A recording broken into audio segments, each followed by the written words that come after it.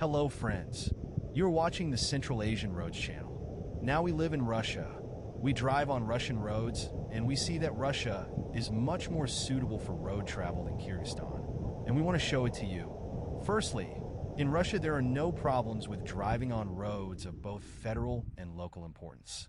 The only trouble a traveler may encounter is traffic jams in large cities. But if your path lies through a large city, you can always go around it, or build a route in another way. The road network is well developed, and the driver can almost always choose from a variety of travel options between given points.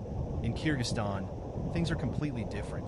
This is a small mountainous country where roads are built with enormous labor costs. There are simply very few of them. To get to a given point, a motorist most often has only one path, and even that one is conventionally passable. Secondly, you can travel around Russia all year round.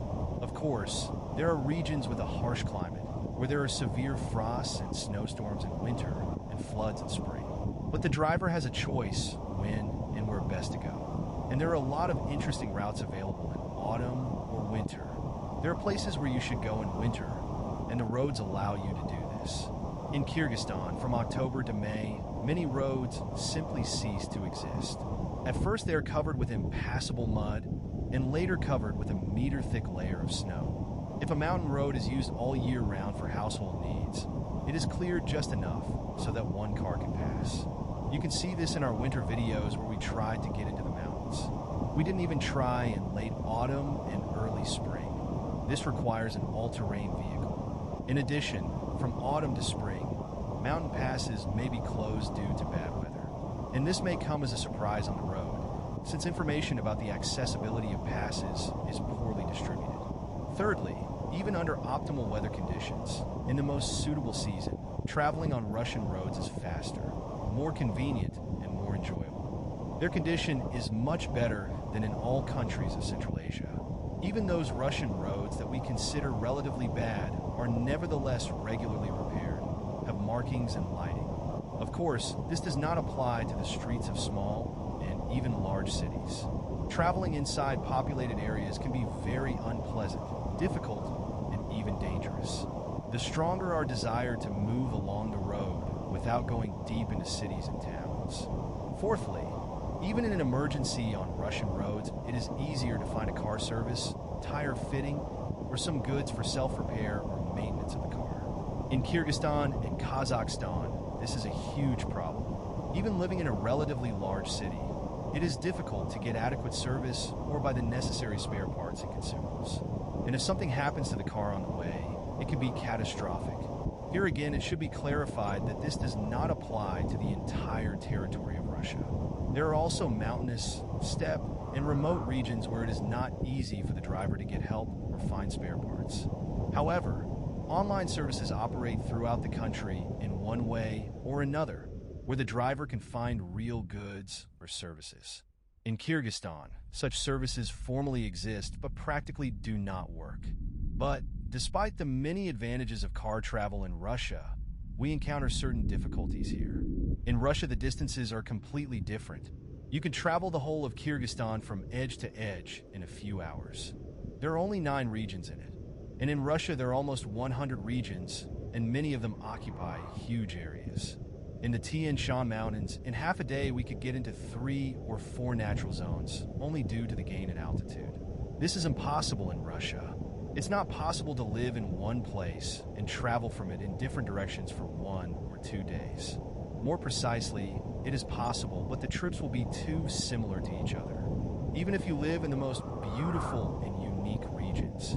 On the one hand, any virtual traveler can choose the most interesting places in the world and easily find videos about them. You can instantly move between cities and countries, continents and oceans, without wasting time on the road. But will this be a full-fledged trip? After all, the road is the most interesting thing, isn't it? We ourselves watch videos about roads in different countries, filmed in the same format as ours. We are very interested in finding out what roads look like in different parts of the world, what condition they are in, how they are marked and equipped, how safe they are, what is next to them. We love the feeling of moving along the road, the constant change of scenery. You can notice a lot more while driving than at stops.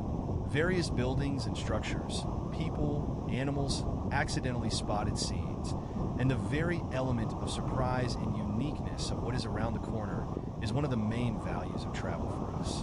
And also, tourist sites, as a rule, remain unchanged for a long time, and the roads between them are constantly changing and being updated. Their current appearance will be a thing of the past tomorrow and will become history. That's why we like to film our trips and show them to you, just like other travelers show us theirs. Due to the large distances, planning trips around Russia becomes quite a challenge. You have to think through rational routes in order to have time to see more new things along the way. On the other hand, in the mountains of Kyrgyzstan, we also encountered such inconvenience. It is very difficult to travel around a high mountain area, for example, beyond the Barskoon Pass in one go. And to get there from Karakol, we, willy-nilly, drove the same long piece of road many times. In general, when comparing the roads of Russia and Central Asia, we are talking about relatively long trips in each of these regions. If your goal is to see new roads and enjoy the driving process, then Russia, in our opinion, is more suitable for this than Central Asia. Automobile tourism in Central Asia is possible. Rather, contrary to the situation that we observed when traveling in Kyrgyzstan and Kazakhstan. Watch our videos about traveling around Russia and see for yourself. Subscribe to our channel and share your impressions about the roads in the comments. We wish you a pleasant viewing.